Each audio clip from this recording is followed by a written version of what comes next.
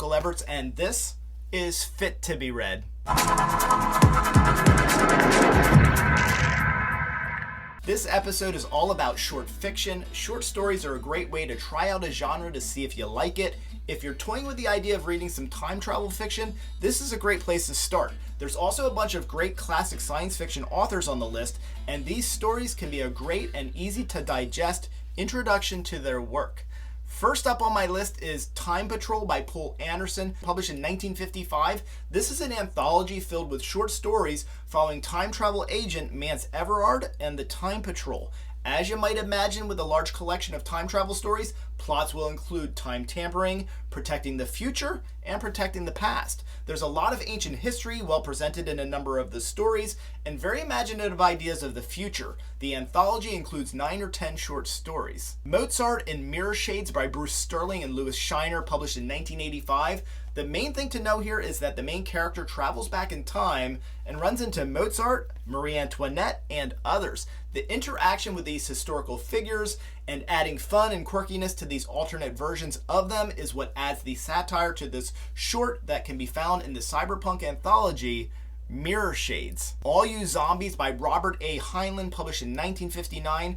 If you want to have your mind blown and get caught up in paradox after paradox, take half an hour and read Heinlein's All You Zombies. The only thing to know going in is that the main character is referred to as intersex, one having both male and female reproductive organs. It's not for me Heinlein's strongest or tightest writing, but the recommendation here is the suggestion that if you want a story that wraps your mind around trying to unravel time travel paradox loops, this is a sure contender. The Chronicargonauts by H.G. Wells, published in 1888. H.G. Wells certainly needs to be well represented for Time Travel Week. The Chronicargonauts is a classic science fiction short story. Dr. Moses Nebuchadnezzar is a mysterious arrival in town and quickly raises suspicion. It's not long before he senses the pitchforks coming out. Nebuchadnezzar builds his time machine, which he uses to escape. There are also some dark implications that put this over the top for me as a good short story time travel read. A Sound of Thunder by Ray Bradbury, published in 1952. This is the original Butterfly Effect story. I spoke in more detail about this story in my top 10 all-time short stories video. Bradbury's classic time travel safari suggests that even the smallest veer off the path, literally stepping off the path, in the distant past can have compounding enormous implications for the future. Time's Arrow by Arthur C. Clarke, published in 1950. Physicists researching entropy and negative entropy are working with a liquid that might enable their neg entropy work to develop a means to look into the past. At some point, their paths cross with Fowler, a paleontologist who is, of course, studying dinosaur footprints. The Color of Paradox by A.M. Delmonica, published in 2014. Working for this short story are the high-stakes moral decision: should I sacrifice myself for the sake of so many others? Humanity is facing extinction, and time travel agents go back to make small tweaks here and there in the past. So instead of one move to create a huge change, it's a bunch of nibbles, buying more time in small chunks for the survival of humanity. The character Willie, for such a short story, is compelling. The Men Who Murdered Muhammad by Alfred Bester, published in 1958. This one you can sit down and read in 20 minutes. It's short but sweet. If you read and liked The Demolished Man or The Star's My Destination and appreciated Bester's wit, you will get along great with this funny short story. Henry, a scientist, wants to invent a time machine to go back in history and kill his adulterous wife's grandparents to erase her existence. Enough said. Water Spider by Philip K. Dick, published in 1964. Water Spider is a real Dick gem. This is a time travel story, but more than that, it's quirky and it's fun satire. In Water Spider, we have Poul Anderson as a significant character and is central to the plot. Dick also gives us fun sort of cameos by Isaac Asimov, Ray Bradbury, Jack Vance, and others. There's clearly an admiration here from Dick towards his contemporaries and these giants of classic science fiction.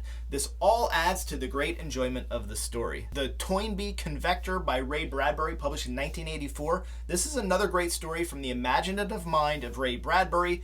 What if I told you that I created a time machine, I went to the future, and I saw that we were prosperous and we had created a utopia? What if I gave you proof?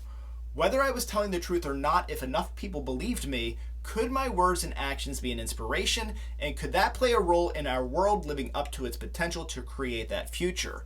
Now you've got the gist of what to expect in the Toy Bee Convector. Sultanas Dream by Begum Rokeya, published in 1905. Rokeya Saikwat Hossain was a Bengali writer and penned the story in English.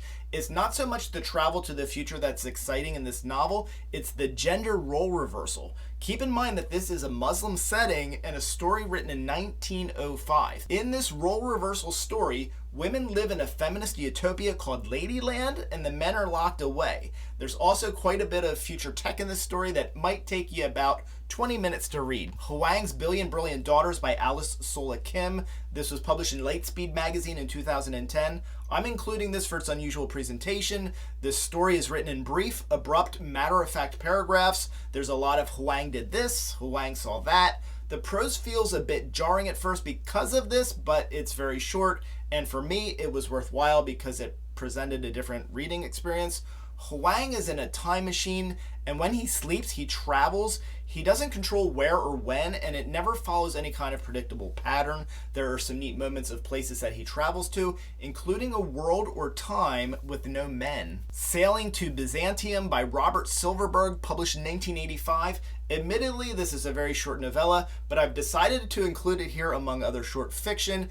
This is an initial far future setting, 50th century to be more precise. In the fightin' 50th, people live in one of 5 potential copies or recreations of historical cities like ancient Alexandria or Timbuktu, unless people get tired of it and then they change it to something else. In the story, people can be pulled from the past into the future, which is where we meet the story's protagonist, Charles, who's pulled from 1984 New York. The story is inspired by a Yeats poem of the same name, Sailing to Byzantium. How about some more Ray Bradbury? The Fox and the Forest, published in 1950, originally titled To the Future. This one is fresh on my mind as I was recently rereading Bradbury's The Illustrated Man, and this story is part of that fix-up novel. Anne and Roger are from the future, 2155 AD.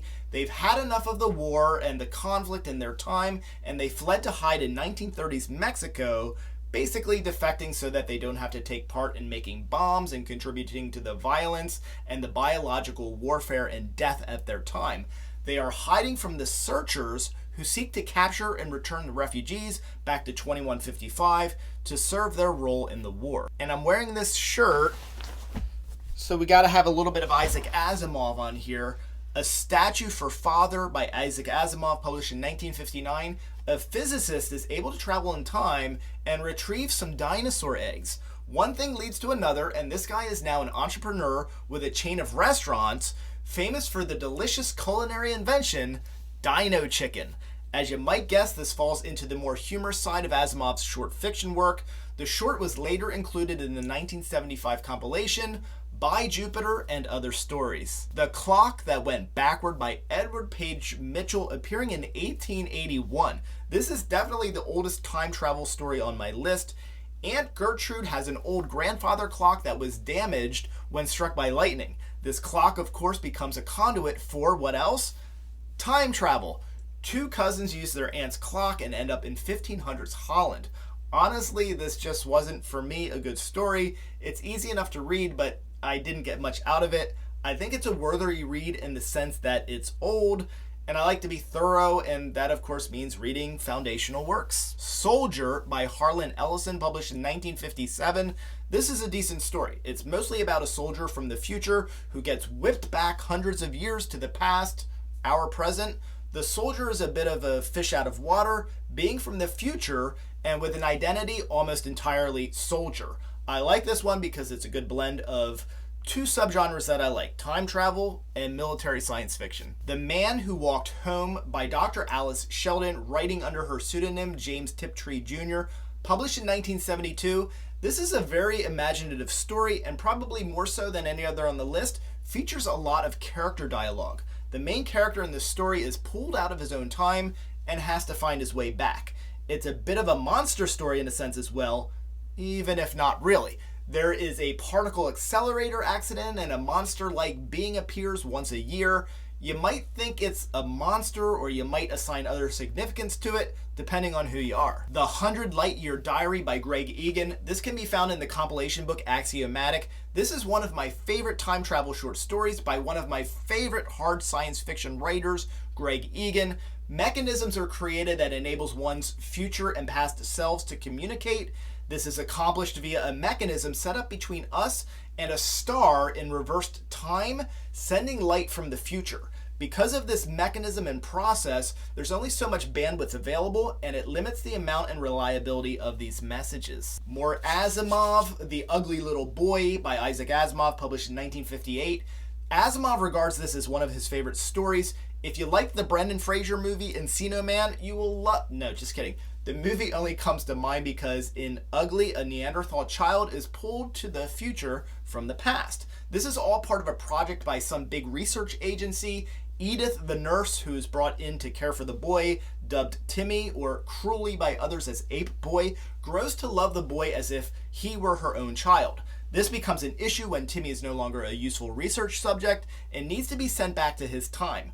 One thing I love about Asimov is all of the different ways and devices that he uses to examine humanity. In I, Robot and a lot of his other work, it's robots or AI. In this one, it's a Neanderthal child. Robert Silverberg later expanded this short story into a full-length novel in 1991 called Child of Time, also an excellent read. I highly recommend this story, and I highly recommend that novel. Aristotle and the Gun by L. Sprague de Camp, published in 1958. This is another short story that gets my thumbs up, highly recommend it status. This is my favorite of de Camp's many short stories. A time travel time machine research project is scratched once everyone considers the ramifications of the potential butterfly effect of changing something in the past, causing unknowable changes to the future. One scientist, Weaver, isn't having it. Before it can be scrapped, he travels back in time to meet Aristotle. He brings a gun with him. When he eventually returns to the future, it definitely isn't as he remembers it. What's up with that? By His Bootstraps by Robert A. Heinlein, published in 1941. This is another short novella rather than a short story. Heinlein does a great job musing on paradoxes on this quick read.